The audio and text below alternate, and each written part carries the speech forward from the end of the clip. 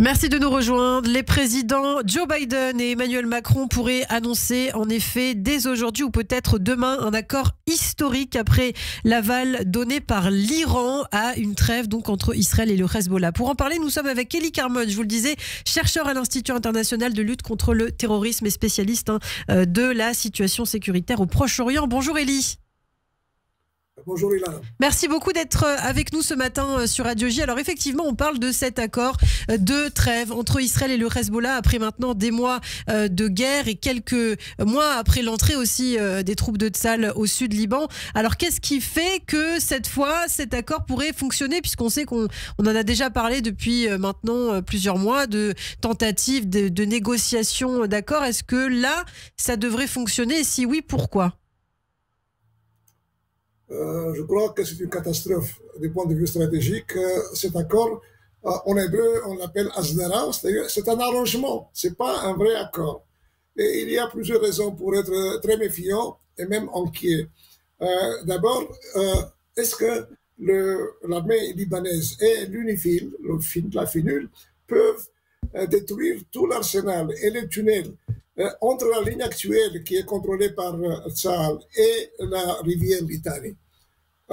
C'était déjà une tâche énorme pour notre armée. Pendant 2 mois, on continue à construire, à détruire et à trouver un arsenal énorme de missiles et d'autres armements très modernes. Deuxièmement, qui exactement signe cet accord? Parce qu'il n'y a pas vraiment un président.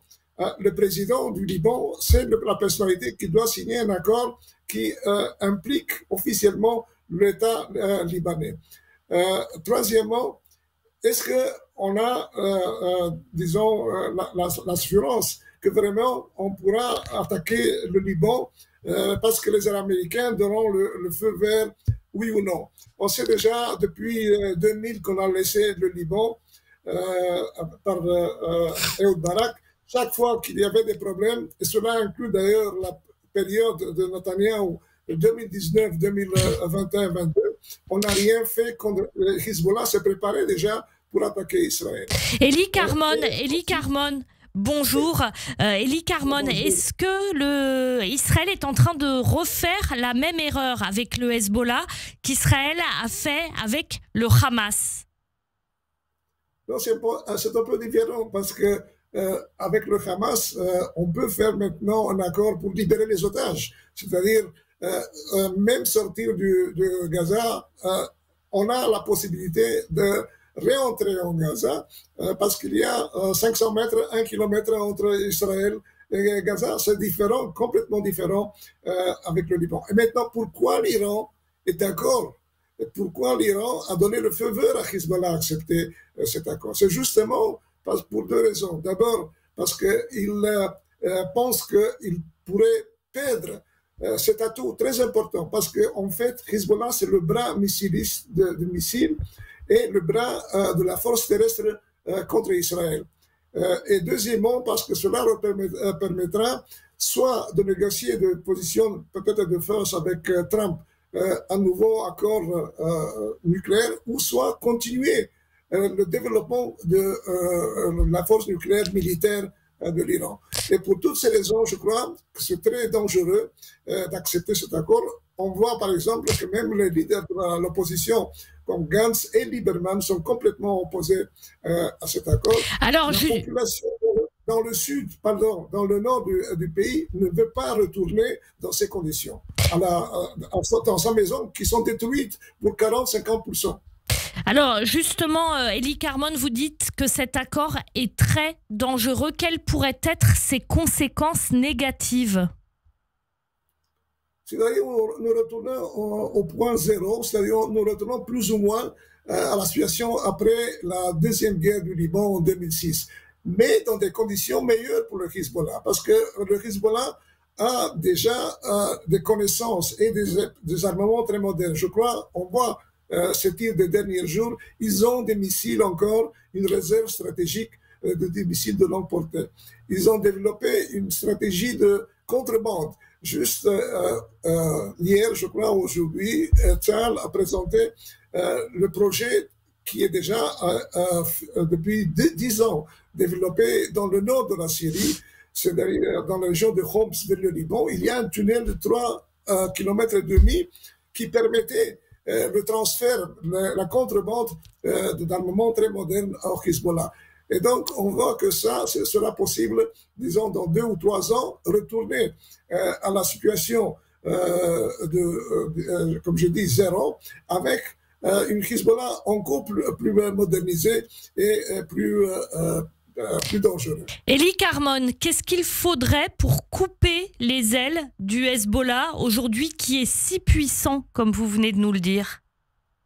D'abord, à mon avis, il faut occuper le Liban jusqu'à la rivière Litanie et que ça détruise tout ce qu'il y a là-bas comme infrastructure. Comme je dis, il y a encore beaucoup de tunnels, il y a une réserve d'arsenal qui n'est pas encore détruite et on ne peut pas se fier ni à la FINUL ni à l'armée libanaise sur ce point. Deuxièmement, la majorité des forces libanaises qui sont opposées à Hezbollah, et ça implique la communauté chrétienne et sunnite, et je crois aussi les Druzes, ils pensent qu'on doit retourner à la résolution 1559 qui précède la résolution 1701 et qui demande la démilitarisation complète de Hezbollah, c'est-à-dire Hezbollah aurait dû depuis 2015 être déposer les armes. Les autres milices.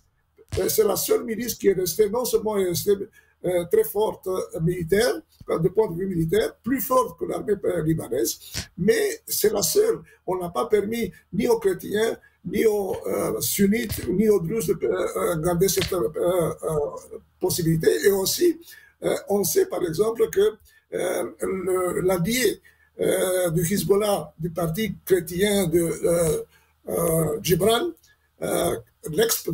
qui était marié à la fille du président Aoun, a changé maintenant de position et il est contraire à la continuation de donner au Hezbollah la possibilité de revenir à cette position de force dans l'échiquier politique libanais. Elie Carmon, comment expliquez-vous ce qui, vu le tableau que vous nous dressez, cette erreur stratégique grave du gouvernement israélien d'accepter cet accord de cessez-le-feu? Pourquoi est-ce qu'il l'accepte? Il y a deux raisons principales. L'une, c'est la pression américaine. Et cette fois-ci, ce n'est pas seulement la pression du président Biden, mais aussi probablement, je ne suis pas sûr, la pression du futur président Trump qui veut recevoir disons, table rase et a déclaré qu'il veut acquérir la paix non seulement à Gaza, mais aussi au Liban.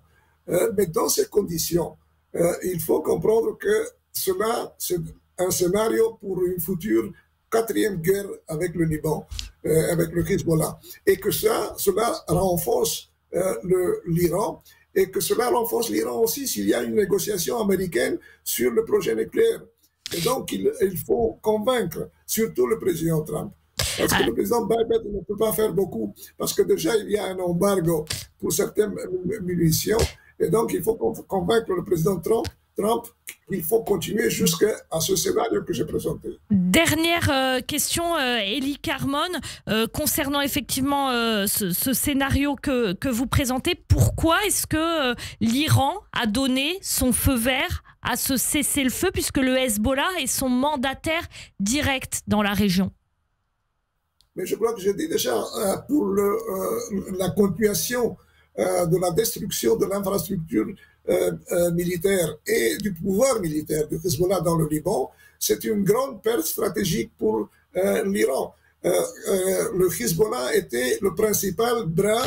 Vous voulez dire, Elie Carmon, qu'on comprenne bien que cet accord va permettre au Hezbollah finalement de se maintenir et même de se renforcer, c'est ça que vous nous dites? Exactement. Dans 2 ou 3 ans, nous arriverons à la même position avec une Hezbollah plus moderne et avec un Iran peut-être même nucléaire. Et de ce point de vue, on comprend la position de l'Iran. Ils sont très conscients que si on continue tant sur le plan militaire, mais aussi sur le plan politique, c'est-à-dire de ne pas permettre à Hezbollah de se réarmer, cela est un gain pour l'Occident, pour les États-Unis et pour Israël, et pas pour l'Iran. Est-ce qu'on va arriver à cette situation qu'on a connue avec le Hamas au sud, c'est-à-dire des rounds de tensions, puis des accords, puis des tensions, puis des accords? Est-ce qu'on va arriver dans le nord à la même situation qu'il y a dans le sud de façon très resserrée comme ça? Au sud, c'est différent avec le Hamas. Au sud, le problème, c'est que le gouvernement de M. Netanyahu n'a pas accepté la solution qui a été présentée pas seulement par le président Biden, mais aussi par l'Égypte et les pays du Golfe. C'est-à-dire d'accepter une certaine présence palestinienne, soit une autorité palestinienne réformée, soit d'autres éléments qui sont reliés au Fatah, par exemple d'Atlan dans le passé, qui prennent le contrôle civil de Gaza, qui permettent que l'aide humanitaire ne passe pas dans les mains du Hamas de façon disons, d'une façon par étape, reprendre le contrôle de Gaza et arriver à un accord pour une force soit palestinienne avec l'apport des pays arabes. Merci beaucoup Elie Carmon pour ces éclaircissements, donc expert en contre-terrorisme et chercheur à l'université Reichmann. Merci beaucoup. Merci, effectivement. Merci Elie Carmon. On vous retrouve très bientôt avec grand plaisir sur Radio J. Merci Eva. Rendez-vous tout à l'heure à partir de 9h sur Radio J. Tout de suite, c'est la chronique de Yom Tov Kalfon.